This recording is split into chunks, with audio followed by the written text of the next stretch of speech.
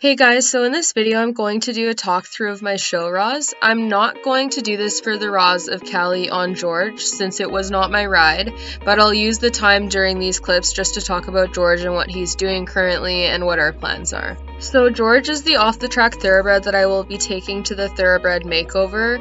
We have to make our declarations for what disciplines we're showing in at the end of this month.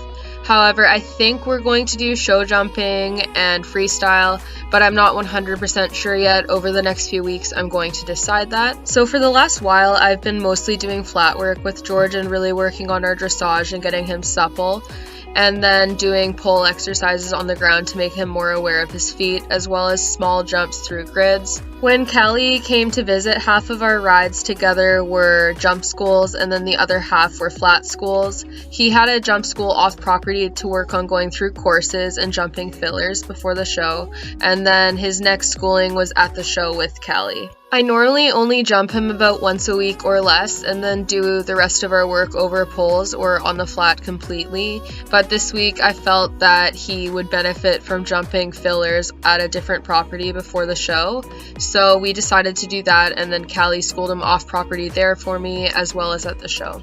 I think a lot of George's problems stem from the fact that he is a very big boy. He's 17 hands at least, and he's a bit clumsy with his feet.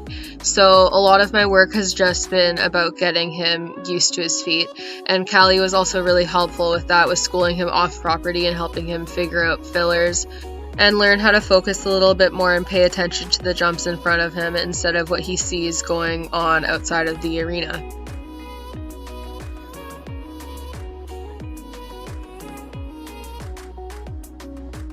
This show was really good for George, and it was a big improvement from the last one. He was paying more attention and he was a lot more careful and quiet and less stressed. He didn't look at any of the fences this time and was just lovely. He was a great boy and actually stood quite well at the trailer other than when Milo left.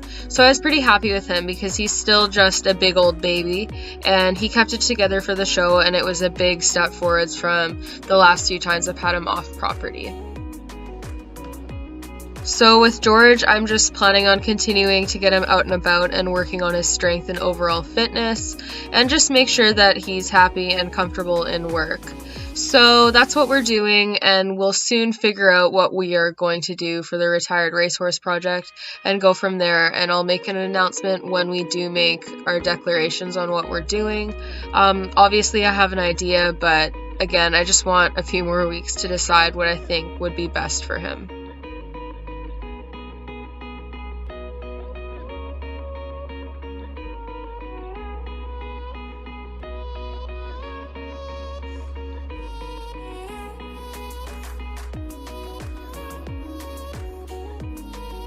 Milo warmed up pretty well at this show. He was quite quiet in the warm-up and I was happy with that. However, when we got into the arena for our first class, he clearly remembered that he had done Gambler's Choice and other types of speed and larger classes in here and was quite excited. So he was trying to take off, which for him doesn't necessarily look like much because a lot of my half halts come from my seat because he'll do the same sort of thing bridle-less as well.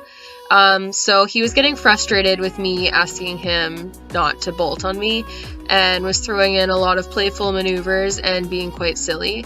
And I just want to point out the fact that in this video he is in a bitless bridle.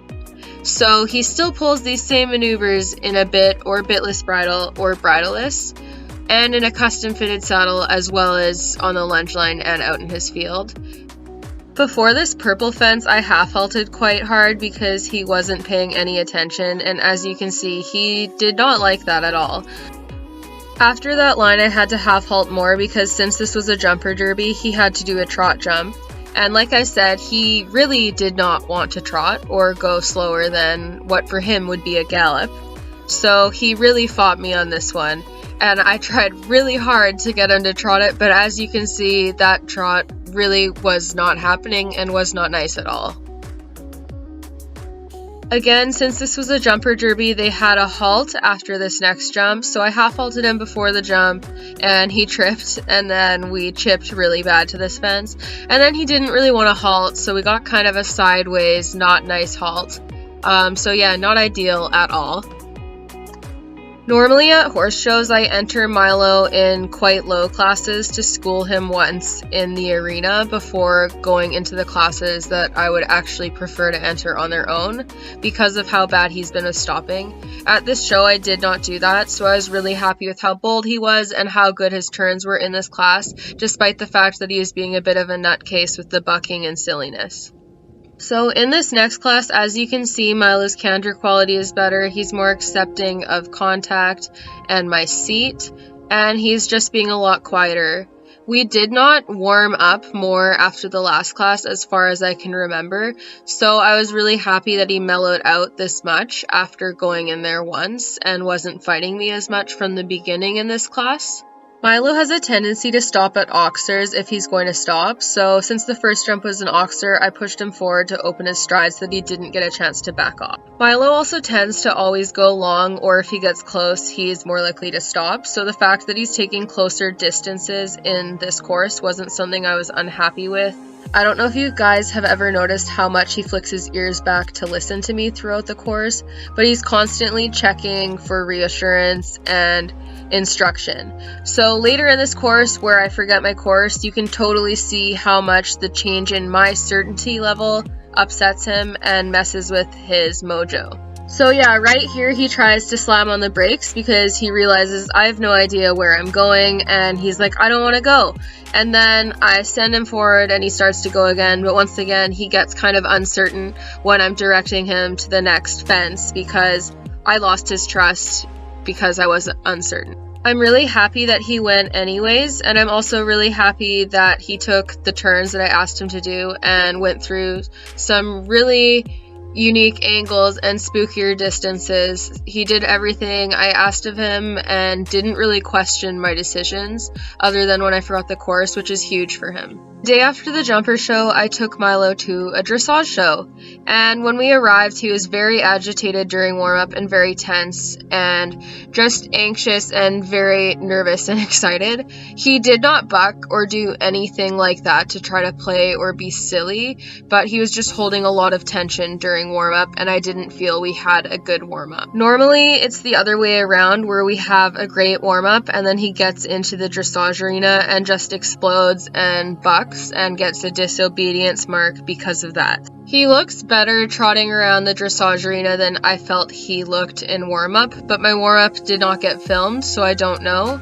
Anyways, I felt that he wasn't relaxing into contact and was not suppling, and he was just tense through the mouth and higher up in the neck. Surprisingly, we got a good mark on our halt because it was straight and square. Usually he does not halt square or straight, so this was a new thing for us, but as you can see, he wasn't really relaxing into contact and was fighting the bit and resisting through the transition, so we got marks down for that.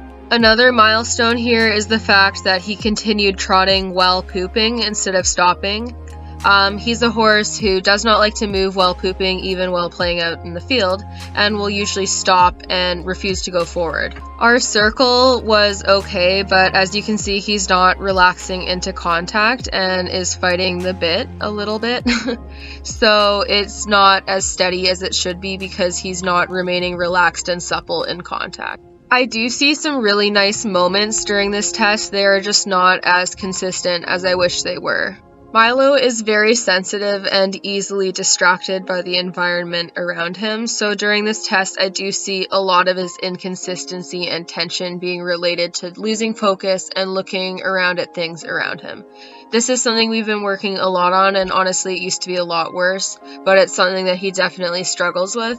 Despite the inconsistency in the bridle, I do have to say our straight lines are a lot better than they used to be, and that's something that I should be proud of because he used to wiggle a lot more. I was actually really surprised about how good our first canter is because this is usually the transition he bucks into or shortly after, and then he usually is trying to run and just being completely bracing against the bridle, and I felt that this was a lot better, and although our circle wasn't perfect and he wasn't completely relaxed, it was a lot better than what he's done in the past. The canter to trot transition was ugly, and the next step is what I was the most worried about, which is the stretching down and forward trot right after the transition from canter. And I didn't think he would really get any stretchy trot, but he did get a couple of strides.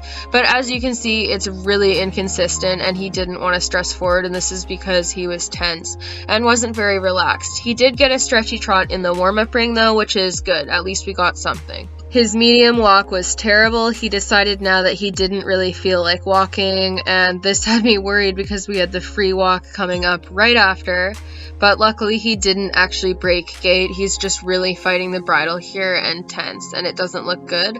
Another fun fact about Milo is that he does not like his forelock being braided or when it's touching his ears or in his eyes, so he often shakes his head, which again doesn't look very good in a dressage test. His free walk was not as bad as I thought it would be, but obviously it wasn't very good because he wasn't fully stretching out and relaxed, and he did shake his head because his braid was brushing against his ear, so.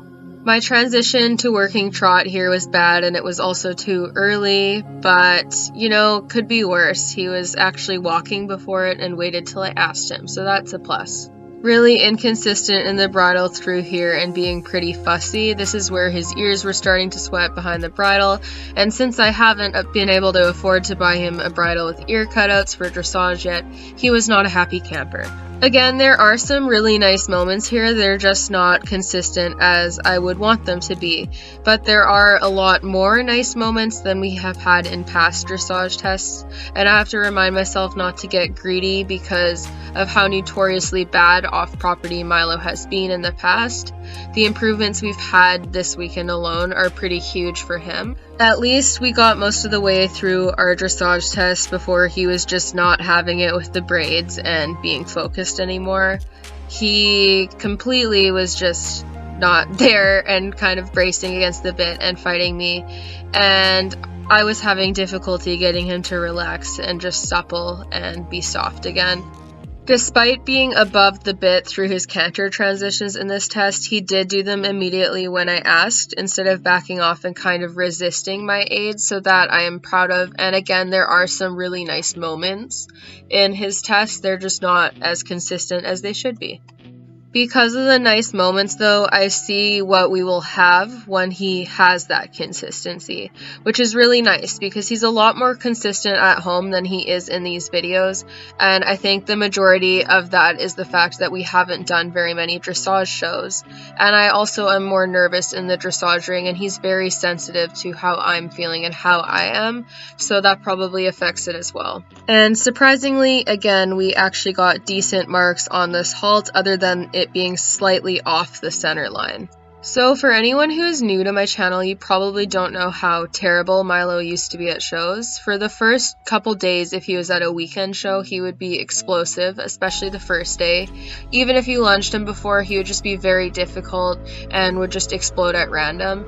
So the fact that he's even able to warm up without throwing any bucks and able to get through a dressage test remotely, quietly, is pretty huge for him because he has a lot of difficulty focusing and being quiet at shows because he feeds off of the other horses and people so much and gets so very excited.